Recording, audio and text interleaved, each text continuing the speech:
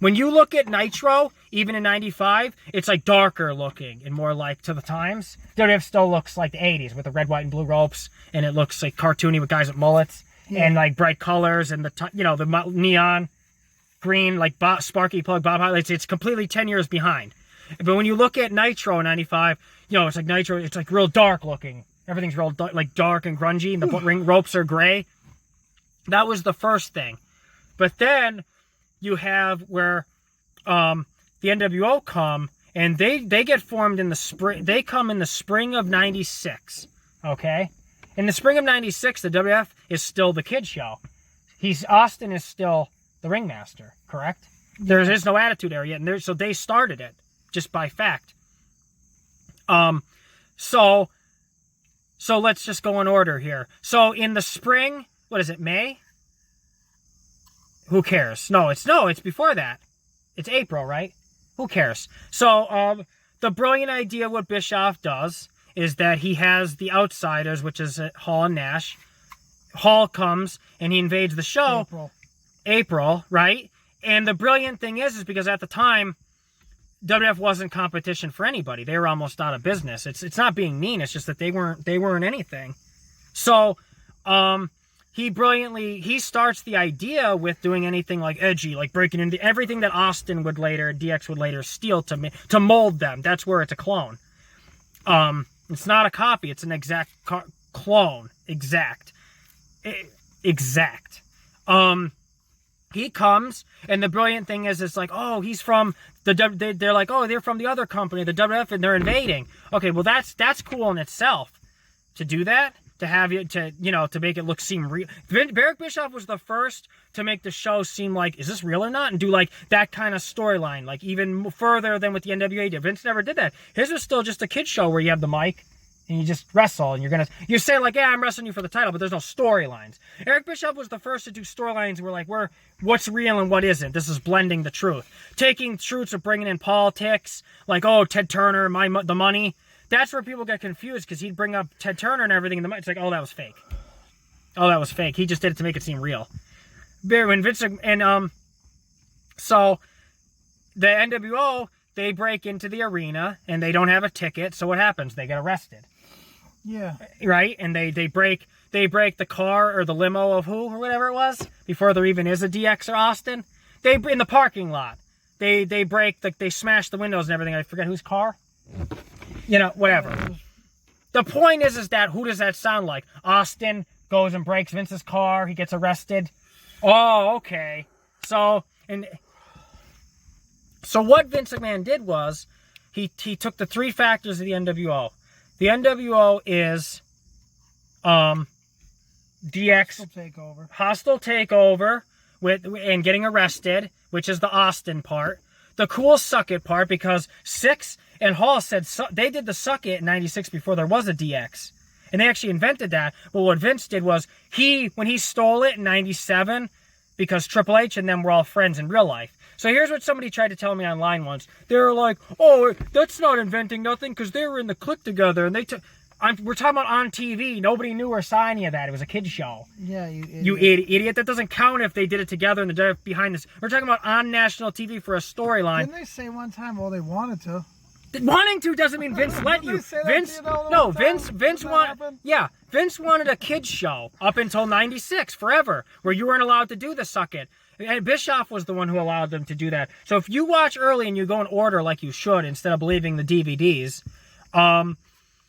you have them come out and they do the suck it and everything. Then DX isn't formed until June 97, exactly a year later, but Vince markets it because Vince is allowed to, because Vince owns it. So he rebrands himself Attitude, which is a carbon copy clone of Eric's WCW, but he's allowed to go further with it because Eric Bischoff had to answer to suits that were above him. So even though he was running the company and writing everything, and he still had to answer to corporate when Vince didn't. And that's the only reason why Vince was able to make the shirts that say suck it, where actually I found out that Eric Bischoff it wasn't that Eric Bischoff was incompetent he wasn't allowed to actually say suck it. They found or anything like that for a shirt. They were able to do it, but they couldn't acknowledge it. So they were doing everything, getting arrested, doing everything that is Attitude Era. They invented it. Bischoff is the evil boss. Because what happens with the NWO? Here's where, okay, so Vince McMahon, everybody thinks like, oh, he invented the heel boss with the "you're fired" thing. That's what Vince is known for, right? Yeah, you're fired, right? He stole that from Eric Bischoff. Everything WWF Attitude Era is Eric Bischoff. Eric Bischoff is the president of WCW on the show, even though he's doing the announcing and he's the good guy. And he's saying like, oh, you guys invading? You got to get out of here, right? And he's playing dumb. The character's playing dumb, saying to Hall and Nash like, oh, you're invading the show, huh? You think you're, like playing dumb, right? And then he gets revealed as the guy backing them up in the money and everything, where your own boss of WCW, he's the boss of WCW. He's the evil corporate boss now, going against and taking over his own company with another group and a whole nother organization. And the NWO, to disbelief, the NWO is not a faction like DX. So there's the Wolfpack were the faction among it. That's what DX is. Hall, Kevin Nash, X-Pac are the DX part. But they're a whole organization because at the time, the WWF wasn't competition. And so what Eric Bischoff did was he's like, this isn't going to be just a couple of guys invading. This is a rival promotion trying to take us out. Come out and take us out. Yeah, this is a promotion, an organization. And the whole crazy thing is, the boss of the company they're trying to take out, it joined them. So what does that sound like? Evil Vince McMahon. Vince McMahon steals credit for being the evil boss on TV when Eric Bischoff did that exactly a year before there even was an Attitude Era. Exactly a year. Because Vince McMahon, he's on his TV show, when you watch Raw, 96, 95, 96, he pretends to just be an announcer. He says, I don't own the company, right?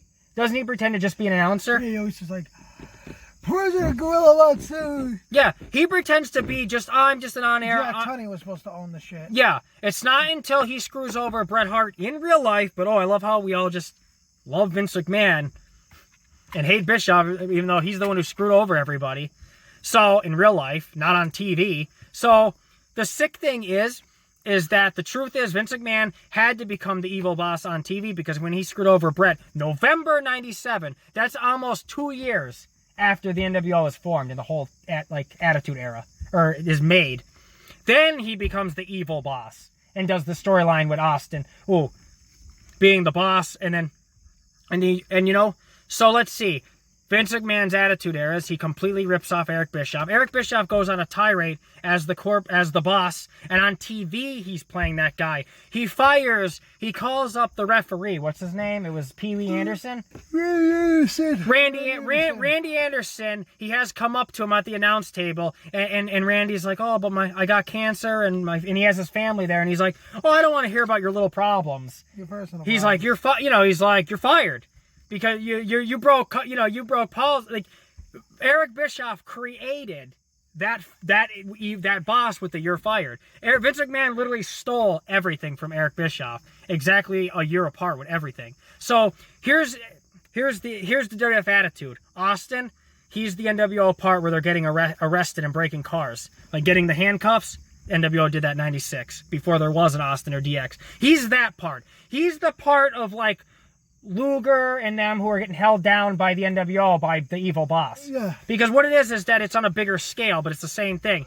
Vince McMahon broke it into different storylines. That's where people didn't notice it's an exact copy. Because what he did is that he has Austin play the one part, where it's the regular guy versus the corporate boss, right? He's Vince is the beer drinking regular guy. Well, that's the WCW with Luger and them, where Eric Bischoff's taking down his own company, and they're the regular guy, saying well, we got to stop this force, this corporate guy taking us down or hogging it. And then the other part is DX is the other part where they're the cool part, like you said, where here's where you see that DX is the exact clone of the NWO. Not only do they do the suck it, but there's do you remember, Triple H, cool Triple H in 97 and 98 when he's DX Triple H, where he's talking about dicks all the time, Yeah, suck it. That's a ripoff of Kevin Nash, NWO '96, a year before.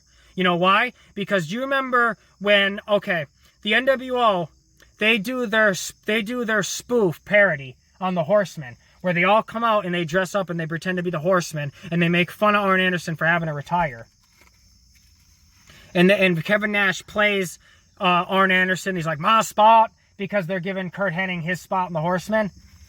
The Horsemen on the show wanted Kurt Hennig to take over Arn Anderson's spot in the Horsemen. He's like, you're not just getting any spot, you're getting my spot. And then Kevin Nash and Six and all of them, DX, it's the NWO, they parody them where Six plays Ric Flair, and he puts on a fake nose and he dresses up like him. They pretend to be the Horsemen, and it's so funny. And then later on, in '98, exactly a year later, everything's a year later, but it's the exact same show twice. That's what's creepy about it, is that people are like, oh, WWF, this is all gold. It's like, wow, you're actually watching the exact same show.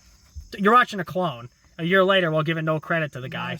Your spot. So then DX, what do? The famous Parodying the Nation, where Triple H plays who does he be? He's the Rock. He's the Rock, right? Yeah, it's the same exact thing where they dress up like them. And we're just like it's the exact clone of the exact same idea. That's really everything. Hard to do, by the way, to raise your one eyebrow. That's hard to do. I can't do it.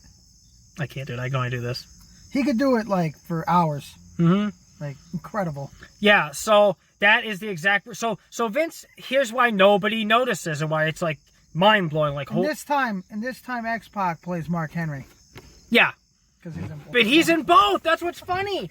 You know the irony of the whole thing is that Sean Waltman, X-Pac, he's 6. He gets to do the whole thing with the suck it in the NWO and do the spook. Like, he's DX before DX, and then he gets the